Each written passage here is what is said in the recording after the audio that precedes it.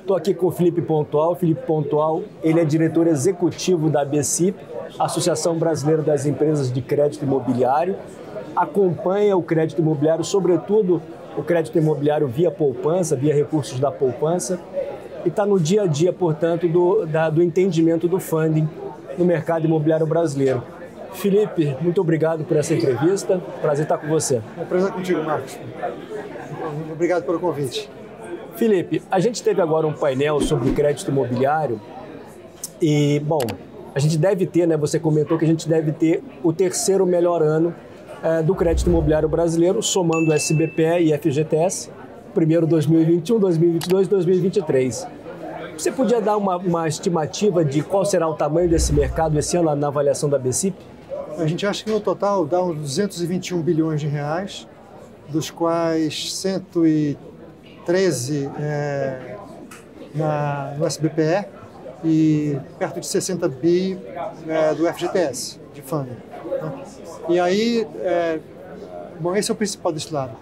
Tem uma coisa andando em paralelo aí que são os outros fundos, mas a gente pode comentar daqui a pouquinho. Mas o principal, isso, o FGTS e o SBPE, que trazem o fundo mais barato, vai ficar em 221 bi. O que implica no encolhimento de em torno de 8% menos que o ano passado. 8% menor do que o ano passado no agregado, né?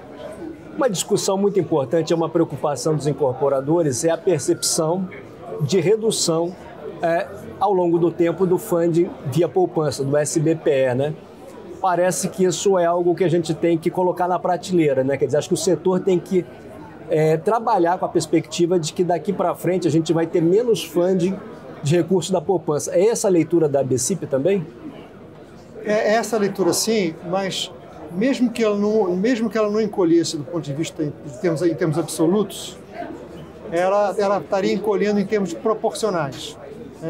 Uma conta que a gente sempre fez na ABCIP foi de que o crédito imobiliário deveria crescer ao longo do tempo para se igualar ao que a gente tem em outras economias, seja do nosso tamanho, sejam as mais desenvolvidas, que é passar dos 20% do crédito imobiliário sobre PIB. Hoje nós estamos ainda um pouquinho abaixo de 10% do PIB. Então, para fazer esse movimento, sem outros fundings, não aconteceria. A gente sempre achou que a poupança, digamos assim, seria superada ou morreria de morte morrida. Naturalmente, ela vai ficando menor proporcionalmente aos outros fundings. Claro que isso depende de uma economia que esteja um pouco mais bem equilibrada, de modo que a gente tenha, então, inflação baixa, expectativa de inflação baixa e juros médios e longos também baixos, né? Cada vez mais os bancos estão usando sua tesouraria, né, outras operações, mercado de capitais para fazer uma composição híbrida, né, desse fund, né? Então, cada vez maior vem sendo essa participação do mercado de capitais, via LCI, LIG. Dá para a gente, de alguma maneira, entender que existe uma perspectiva no agregado de encarecimento do crédito, de ter um crédito mais caro, dadas as taxas de juros do Brasil? Sim e não. Vamos lá. Se tudo correr bem, como a gente espera que acabe acontecendo, que a gente está vendo, a gente vai ter, a inflação nossa vai ficar controlada. Quer dizer, a sensação que nós temos que no pós-plano real, nesse Brasil novo que veio surgindo, foi se consolidando ao longo dos últimos 20, 30 anos, enfim, é de que a sociedade nossa não tolera mais inflação alta. Sim. Né? Então, a meta de inflação está em 3,25 para esse ano, se eu não estou me enganando, o ano que vem seria 3, né? Enfim, mesmo que alguém mude isso um pouquinho, nem ia poder mudar isso para muito mais do que 3,5 ou 4, talvez nem aconteça. Então, assim, a expectativa é de que isso aconteça, que isso virou um valor muito importante. Isso vai comandar ações no âmbito de qualquer governo que esteja de plantão para viabilizar essa inflação baixa. Então, acho que em algum momento vai estar consolidada essa ideia, também entre os políticos, que não tem como fazer muita mágica, e que você vai ter que fazer inflação baixa e ela vai impactar. Nesse sentido que eu digo que não vai encarecer, porque eu acredito que a gente vai conseguir trazer a inflação de novo para baixo e convencer os agentes econômicos todos que a inflação não será muito alta daqui para frente. E a gente vai trazer, então, o juro longo de 10 anos para baixo de 10%. E aí vai viabilizar os negócios normalmente. Nesse momento, né, a gente já está vendo as curvas mais longas de juro apontando aí para 10%, alguma coisa assim, né? em virtude aí de arcabouço fiscal, redução da inflação, né, perspectiva de redução da inflação, uma sinalização melhor aí do mercado de capitais. Você está imaginando, vendo também já uma melhora aí nessa taxa da poupança já a partir do próximo ano? Hoje a taxa média está em 10,5 por aí, né? Varia, né? A taxa de financiamento oferecida com fundo de poupança.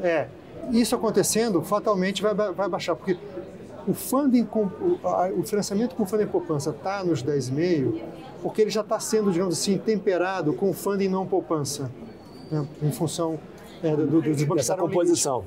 Os bancos já estão além dos 65% obrigatórios de financiamento, de usar fundo de poupança para financiamento habitacional. Já está por volta de 70%, né? Então, já está havendo um uso de funding não poupança. Na medida que o custo do funding não poupança cai, esse financiamento deve voltar para um dígito. O custo de financiamento para o mutuário volta para um dígito. A BCIP tem algumas preocupações no momento atual em relação aí às políticas que estão sendo discutidas sobre funding no Brasil, funding imobiliário? Tem alguma questão que é crítica, que vocês vêm acompanhando? Olha, eu acho que para a gente o mais crítico hoje realmente é a questão da inflação e da taxa de juros, eu acho. E paralelo a isso, tem todo um mundo que eu vou chamar de microeconômico que pode ser melhorado. A gente tem trabalhado bastante por deixar o crédito imobiliário cada vez mais digitalizado, automatizado, né? Tanto para atender ao anseio do cliente, que quer algo simples, fácil de fazer, inclusive com assinaturas digitais simplificadas que não sejam ICP Brasil e outros procedimentos cartorários também simplificados. E a gente tem trabalhado muito também com os cartórios de imóveis para que isso aconteça. Agora, aqui a gente tem sempre que enfrentar algumas resistências de outros setores que tentam, de alguma forma, manter alguns dos seus mercados, digamos assim, e que tentam criar dificuldades para facilitação da assinatura eletrônica ou do registro eletrônico, né? Uma tradição no Brasil, por exemplo, é que o crédito imobiliário fornecido por bancos ou por empresas financeiras supervisionadas pelo Banco Central, elas fazem a escritura, elas fazem o contrato com força de escritura pública, o particular com força de escritura pública.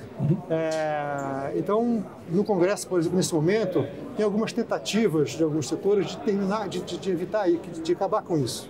Algo que existe desde 1964.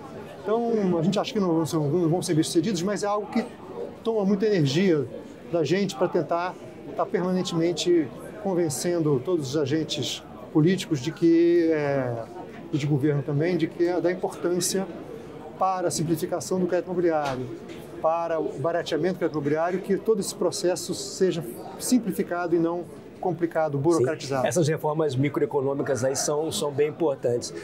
Para a gente concluir, né? A gente, se somar SBPI e FGTS, a gente está falando hoje em 65% do crédito total, aproximadamente, por volta disso. O restante já é mercado de capitais? FGTS e poupança ainda representam 90% do crédito. Representam 90%. Então a gente está falando de 10% só hoje como mercado de capitais. Isso. Essa transição ela deve ser paulatina, né, para você melhorar essa proporcionalidade, né? Correto. Você vê desafios nessa transição aí que são importantes, como preocupação para os incorporadores e até também para os bancos? Eu acho que o desafio eu diria, para toda a sociedade brasileira.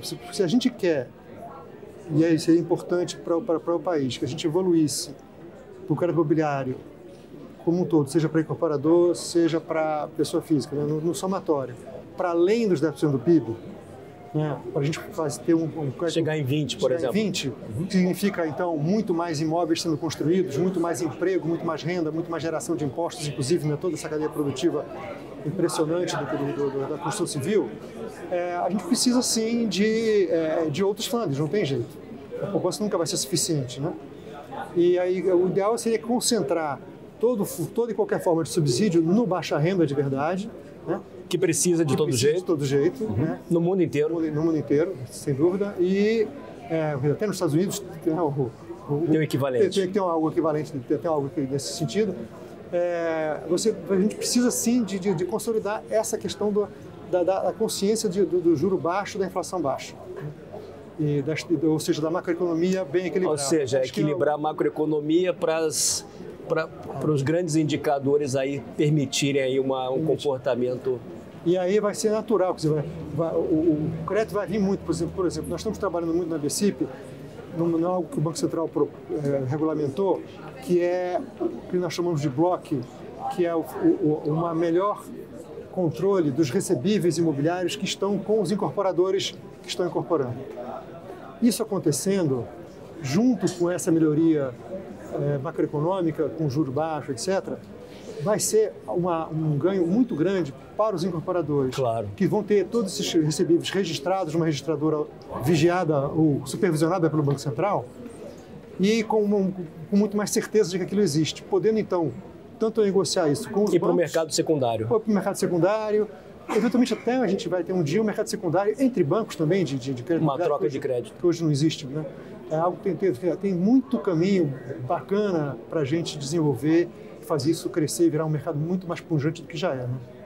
Com tudo isso, né, o crédito imobiliário, que representa aí algo como 10% do PIB, um espaço grande para crescer comparado com outras economias, inclusive aqui da América Latina. A BCIP tem um papel fundamental aí na congregação das entidades de crédito, na discussão no fomento, nas reformas microeconômicas e na discussão de um setor saudável. Crédito brasileiro muito saudável, imobiliário, o LTV médio hoje 65%, 60%, alguma coisa assim, uma duração 10, 12 anos, né? O cliente brasileiro antecipa muito, mas na inadimplência baixa. A lição de casa a gente está fazendo, né? Está fazendo, está muito bem feita. Tanto pelo setor financeiro, quanto a gente percebe também pelo setor de corporação, né? Desde a última crise, todo mundo aprendeu bastante, da última recessão de 15, 16, mas todo mundo aprendeu bastante, todos os controles melhoraram muito. A própria lei dos distratos veio aí para isso também. Também né? a lei dos distratos, né? Então, Tá ótimo. Felipe Pontual, muito obrigado pela sua entrevista, prazer conversar com você. Realmente, Marcos, muito obrigado. Até logo.